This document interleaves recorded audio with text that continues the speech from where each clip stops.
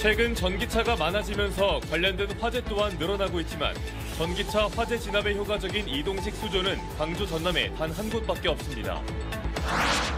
쪽지 예산 미반영과 본 예산 대폭 삭감으로 갈등이 깊었던 광주광역시와 의회가 갈등 해소에 나섰습니다.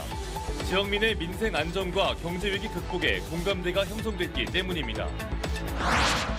커피 시장에 밀려 지난 10년 동안 내리막길을 걸어온 보성녹차가 제도약을 준비 중입니다. 차별화된 고급화 전략으로 세계 최대 온라인 쇼핑몰인 아마존에도 입점했습니다. 지난 2017년 기아 타이거즈로 이적해 11번째 우승을 안겨준 최고참 최용우 선수가 올해로 기아에서 7번째 시즌을 맡게 됩니다. 자신의 KBO 통산 최다 타점 타이틀과 팀의 우승권 도약을 목표로 특별한 도전에 나섭니다. 여러분 안녕하십니까? KBC 8시 뉴스입니다. 최근 전기차가 많아지면서 관련된 화재 또한 늘어나고 있습니다. 특히 전기차는 진화가 어려워 특수 장비가 필요한데 그중에서도 차량을 물에 담그는 이동식 수조가 효과적인 대안으로 떠오르고 있습니다. 하지만 이 이동식 수조를 보유한 소방서는 전남에 단 한 곳, 광주는 한 곳도 없습니다. 조윤정 기자가 취재했습니다. 시뻘건 화염이 전기차를 뒤덮습니다. 물을 뿌려도 좀처럼 사그라들지 않는 불길. 완전히 끄는데 무려 3시간이 걸렸습니다. 전기차 화재 진화가 어려운 건 발화 순간 1000도 이상으로 치솟는 배터리 때문입니다. 높은 온도로 인해 불길이 쉽게 번지고 꺼져가던 불씨도 쉽게 되살아나는 게 특징입니다. 일반 차량 화재는 대부분 물로 냉각 소화를 실시하고 있습니다. 다만 전기차는 배터리 부분에 발열 현상이 나타나 열 폭등 현상이 나타납니다. 그래서 진화 시간이 장시간 소요됩니다. 배터리 열을 식히는 것이 가장 중요한데 일선 소방서에 보급된 질식 소화포나 관창만으로는 한계가 있다는 평가입니다.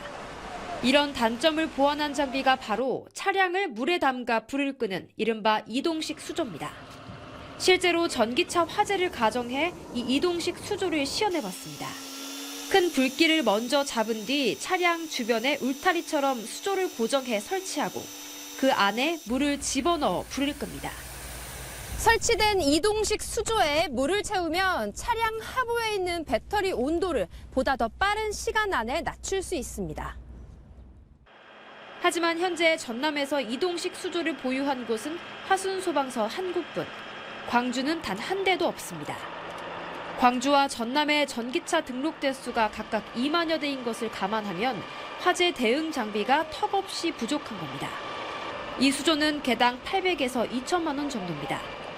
광주 전남 소방당국은 올해 상반기 안에 각 일선 소방서에 이동식 수조를 보급하겠다는 방침입니다. 수조가 배터리 진압 측면에서 좀 효과가 있기 때문에 열심히 해가지고 지금 구매 추진해서 4월 초에 각 서에 한 개씩.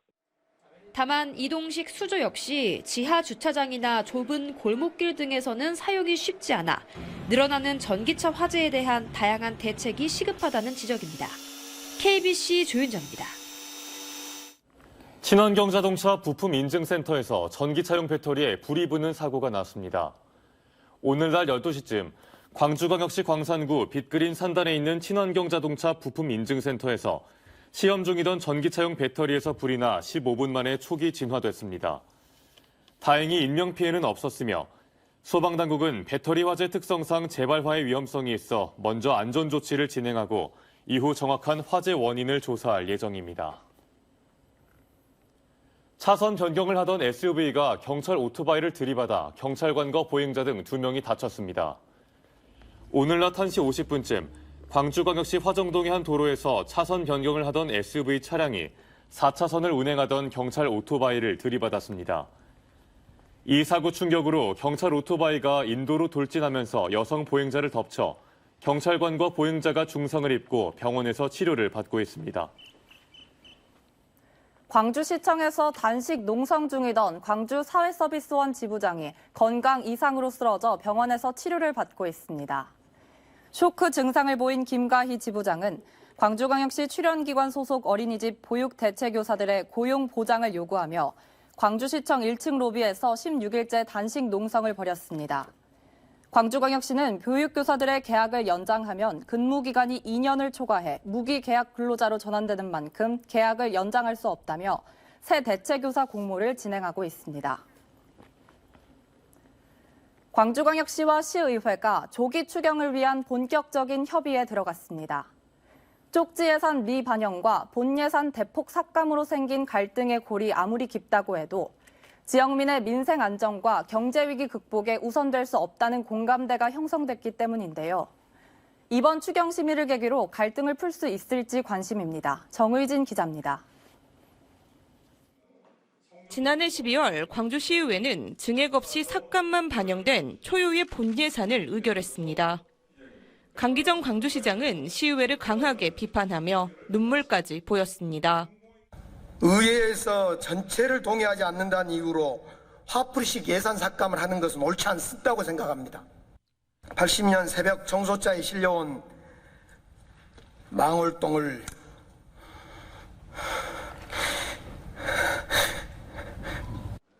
깊었던 광주시와 시의회 간 갈등의 골이 2개월 만에 풀려가고 있습니다. 민생 안정과 경제 위기 극복을 위한 조기 추경이 불가피하다는데 양측 모두 공감한 결과입니다. 조기 추경 심의에 앞서 본격 협의를 위해 마주 앉은 광주시와 시의회는 이번 논의가 민생을 위한 의미 있는 진전이라며 서로를 치켜세웠습니다. 이 민생과 재난 등 이 시급한 상황을 반영한다는 이 국가재정법의 준용에서 살펴야 할 것이라고 생각합니다. 정무장 의장을 비롯한 시의회에서 적극적으로 함께해 주신 덕분에 이 자리가 마련되어 있습니다. 다시 한번 감사 말씀드립니다. 추경 규모는 1,200억 원 전후가 될 것으로 예상됩니다. 광주시는 노후 상수도관 교체를 위해 50억 원을 추가 반영하고 특광역시 가운데 처음으로 추진하는 농민수당 39억 원, 광주역 셔틀열차 운영비 7억 5천만 원 등을 포함시켰습니다. 다음 달 중순 예고된 추경 심의에서 쪽지 예산으로 불거진 갈등을 민생 예산으로 봉합할 수 있을지 관심입니다. KBC 정의진입니다. 광주 광산구 징계위원회가 소촌 아트팩토리 직원 2명에 대해 각각 파면과 견책 처분을 내렸습니다. 징계위는 지난 2021년부터 지인을 임의로 예술감독에 선임한 소촌 아트팩토리 팀장 A씨에 대해 파면을 결정했고 자신의 학력 등 경력을 날조하고 기간제 노동자의 채용을 청탁한 혐의로 적발된 직원 B씨에 대해서는 견책 처분을 내렸습니다. 광주 전남 시민사회단체가 토크쇼를 열고 윤석열 정부를 비판하고 나섰습니다. 시민단체 광주 전남 촛불 행동은 광주광역시 동구 전일빌딩에서 세봄맞이 광주 전남 촛불 정치학교 토크쇼를 열고 윤석열 정권을 향해 검찰 독재로 폭정을 하고 있다며 지난 2017년 촛불혁명을 기억하고 민주주의 정신을 되새기자고 강조했습니다. 이번 행사에는 민형배 국회의원과 김영식 천주교 정의구현 전국사재단 신부 등이 참석했습니다. 커피 시장에 밀려 지난 10년 동안 내리막길을 걸어온 보석 녹차가 재도약을 준비하고 있습니다. 차별화된 고급화 전략으로 세계 속의 명차로 거듭나고 있습니다. 박승현 기자가 취재했습니다. 혹독한 겨울을 이겨낸 녹차밭이 연두빛으로 물들었습니다. 이제 막 돋아난 어린 찻잎에는 싱그러운 윤기가 흐릅니다. 작년에는 냉해가 심해가지고 수확이 별로 안 좋았었는데 올해는 비교적 이런 기후라면 굉장히 좋을 걸로 생각됩니다. 봄에 서리만 내리지 않는다면 4월부터는 최상급 녹차인 우전차 수확이 가능할 걸로 보입니다. 커피에 밀려 한동안 침체의 길을 걷던 보석 녹차는 최근 고급화 전략으로 세계 최대의 온라인 쇼핑몰인 아마존에 입점했습니다. 국내를 넘어 해외 시장 개척에 나선 겁니다. 대한민국을 넘어 세계를 향한 보송차의 가치를 선보이겠습니다. 천년 역사를 지닌 보석 녹차의 우수성을 널리 알리기 위해 4월에는 세계 차 엑스포도 개최합니다. 커피에 못지않는 새로운 제품을 만들어낼 수 있는데 이번 계기가 되었습니다. 계단식 차밭으로 세계 농업유산 등재가 추진되고 있는 보석 녹차. 보송호는 다음 달 30일 서울 광화문 광장에서 녹차를 왕에게 진상하는 퍼포먼스를 진행하는 등 엑스포 열기 확산에 적극 나설 계획입니다. KBC 박승현입니다. 지난 2017년 FA로 기아 타이거즈에 이적해 통산 11번째 우승을 안겨준 최고참 최영우는 올해로 기아에서 7번째 시즌을 맡게 됐습니다. 자신의 KBO 통산 최다 타점 타이틀과 팀의 우승권 도약, 젊은 거포 유망주들의 성장 등이 달려있는 올 시즌, 최영우의 각오도 남다릅니다. 김재현 기자의 보도입니다.